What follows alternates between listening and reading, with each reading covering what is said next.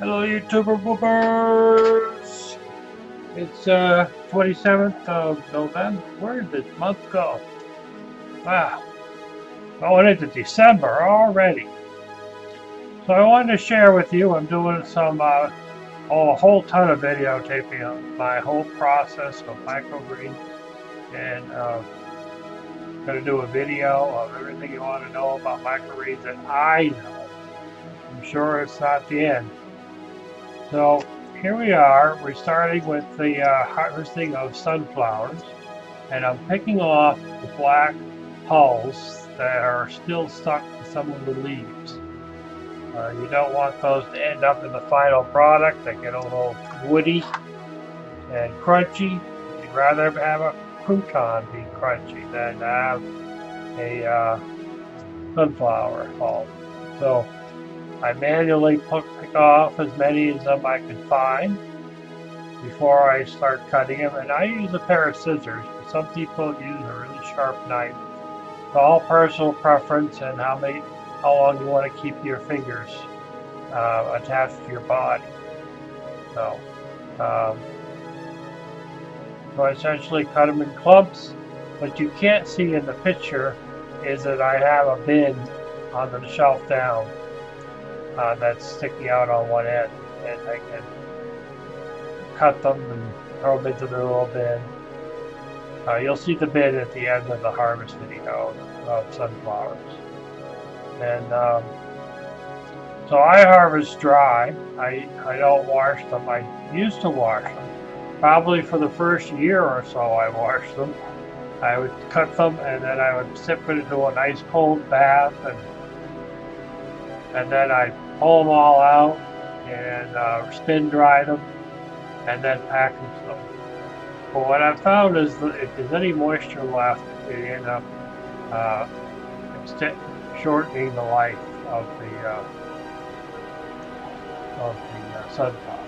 So I harvest dry and I package dry, and they go right into the refrigerator and stay there overnight, and then they go off the market the next day. Um, and that's been doing really well for me. You know, as long as the customer has, you know, a reasonable walk-in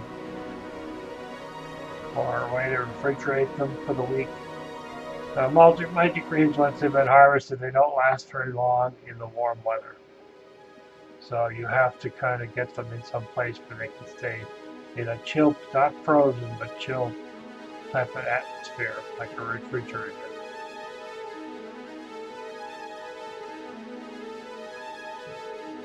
So outside of harvesting sunflowers, I also do, right now my salad mix is sunflowers, peas, radishes, and corn shoots.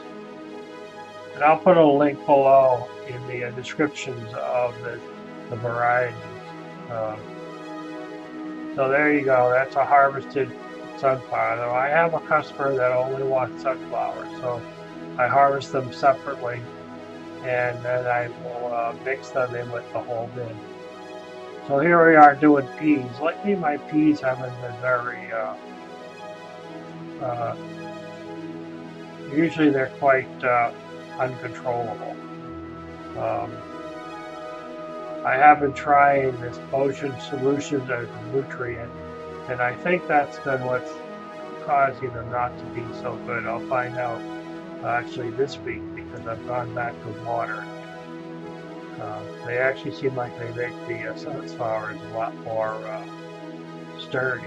But on the other hand, the radishes, I don't use the ocean solution because they are not soaked ahead of time. So there are a lot of variables in the garden area growing, because if the temperature changes like it has now, you know, now we're into winter, the windows are all closed, it's very dry inside the house. And like inside the house right now, the humidity is 28. So, you know, it's fairly dry. So that changes the environment, you know, quite a lot. And there you go, that's my harvest for the week. So here we are.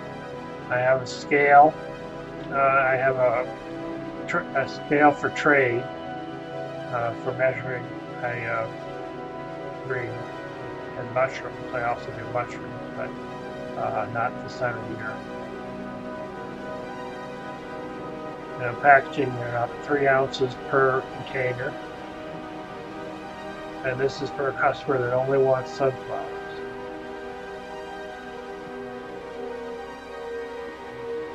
And it works really well. The clamshells work really well.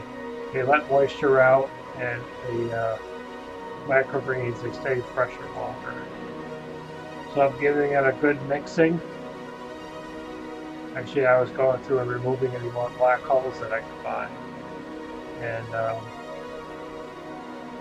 I do is I measure the bin to see, you know, the bin on the right, the large bin, weighs about 47 ounces empty. So I weigh it out. It seems like no matter what, it's always about the same, 80 ounces or so. And so I'll get 5-ounce containers, and then I'll get 7 or 8 of them. So I go through and I put the rest of the sunflowers into the mix, give it a really good mix, and then package them up about somewhere between 4 and 5 ounces per container to go to my other customers.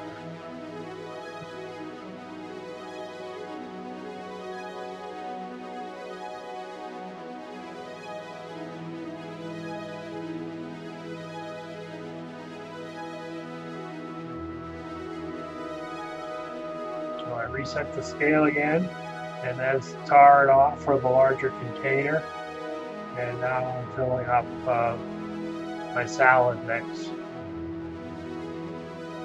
And then after this, I will put them back in the bin and carry it into my office, where I will put labels on everything.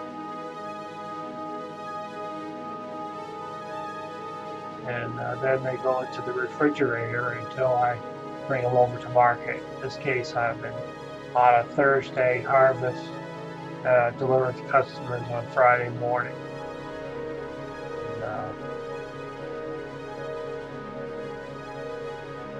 seems to be working well for everybody.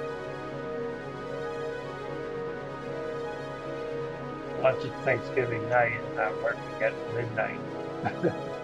But so there's a harvest. It's not a huge harvest, but it's a harvest enough for the customers that I have.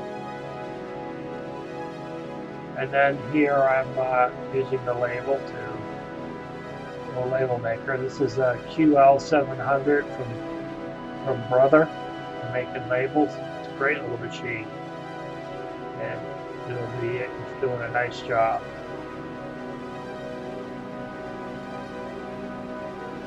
So I just sit there at my desk and I just label all the clamshells, and they go back in the bin and off to the refrigerator.